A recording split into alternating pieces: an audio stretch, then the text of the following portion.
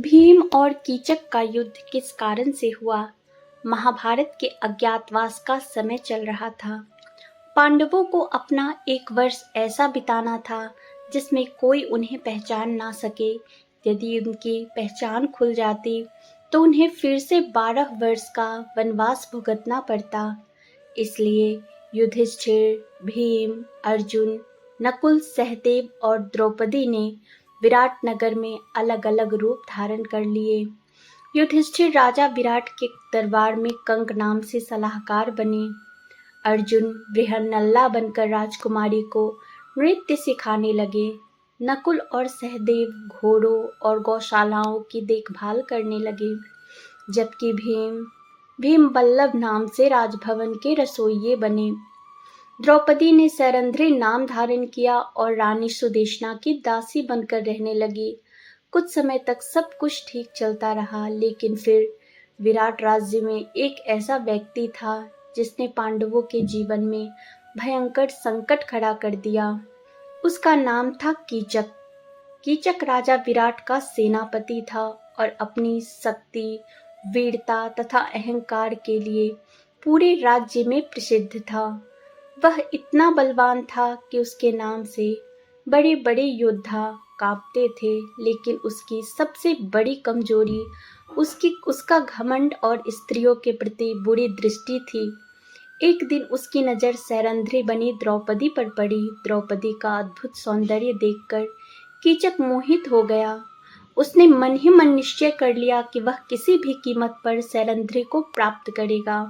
द्रौपदी ने उसकी बुरी नज़र को तुरंत पहचान लिया और उससे दूरी बनाने लगी, लेकिन कीचक का मोह बढ़ता ही गया। उसने अपनी बहन रानी सुदेशना से कहा कि वह किसी तरह सैरंध्री को उसके पास भेजे। सुदेशना जानती थी कि उसका भाई अत्यंत जिद्दी है, इसलिए उसने एक दिन द्रौपदी को शराब का पात्र लेकर कीचक के महल में जाने का आदेश दिया। द्रौपदी समझ गई कि यह उसके लिए जाल है, लेकिन दासी होने के कारण वह आदेश टाल नहीं सकी। जैसे ही वह कीचक के महल पहुंची, कीचक ने उसका हाथ पकड़ लिया और उसे अपनी ओर खींचने लगा। द्रौपदी भयभीत होकर वहां से भागी और सीधे राजा विराट की सभा में पहुंच गई। कीचक भी उसके पीछे पीछे आया और सबके सामने उसे अपमानित करने लगा। सभा में उपस्थित सभी लोग यह दृश्य देख रहे थे, लेकिन कीचक के भय से कोई उसका विरोध नहीं कर रहा था। द्रौपदी की आंखों से आंसू बहने लगे। उसने न्याय की गुहार लगाई, लेकिन किसी ने उसकी सहायता नहीं की। उस समय भीम भी सभा में उपस्थित थे।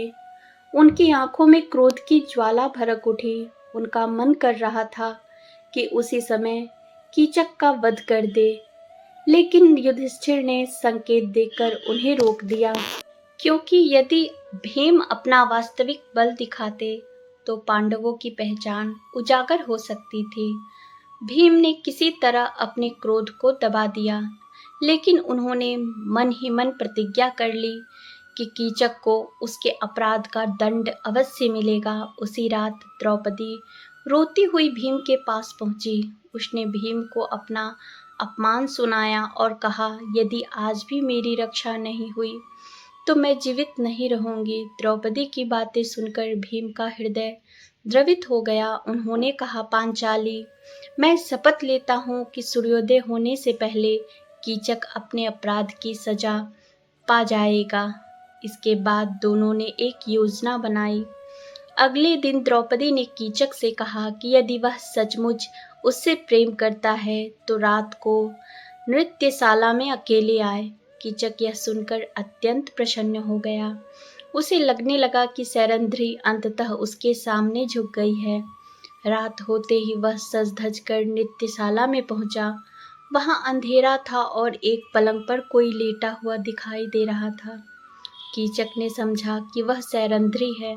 वह मुस्कुराते हुए उसके पास गया और जैसे ही उसने उसे छूने की कोशिश की, अचानक सामने से एक विशालकाय पुरुष उठ खड़ा हुआ।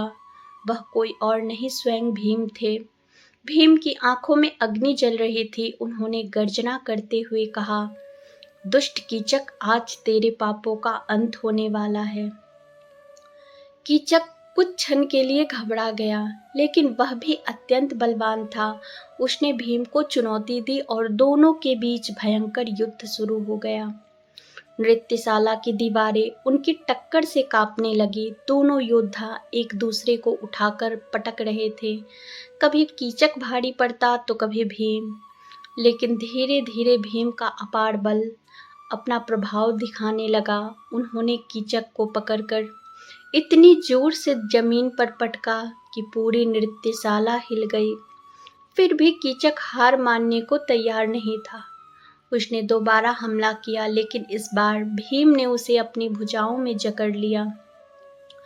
कीचक छूटने की कोशिश करता रहा, वह छटपटाते रहा, पर भीम की पकड़ पर्वत जैसी मजबूत थी। अंततः भीम ने अपने प्रचंड बल से उसकी हड्डियां चूर चूर कर दी और उसे मृत्यु के द्वार तक पहुंचा दिया। कुछ ही क्षणों में कीचक का अंत हो गया। उसके शरीर की ऐसी दशा हो गई कि कोई पहचान भी नहीं सकता था कि वह कभी विराट राज्य का सबसे शक्तिशाली सेनापति था। जब सुबह लोगों ने कीचक का शव देखा तो पूरे राज्य में सनसनी फैल गई।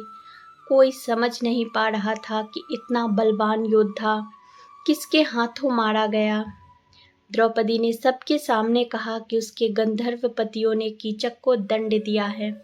यह सुनकर लोग भयभीत हो गए और किसी ने आगे कोई प्रश्न नहीं किया। इस प्रकार भीम और कीचक का युद्ध केवल शक्ति प्रदर्शन के लिए नहीं हुआ था, बल्कि एक नारी के सम्मान की रक्षा के लिए हुआ था। कीचक ने द्रौपदी का अपमान किया था और उसी अपराध ने उसके विनाश का मार्ग प्रशस्त किया था। भीम ने न केवल अपनी प्रतिज्ञा निभाई, बल्कि यह भी सिद्ध कर दिया कि जो व्यक्ति स्त्री के सम्मान पर आघात करता है, उसे अपमानित करता है, उसका अंत निश्चित होता है।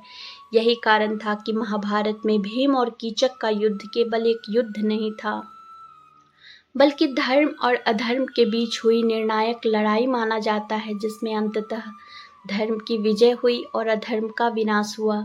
दोस्तों, कीचक और भीम के युद्ध की कथा भाई हो तो वीडियो को लाइक करके चैनल को सब्सक्राइब जरूर करें।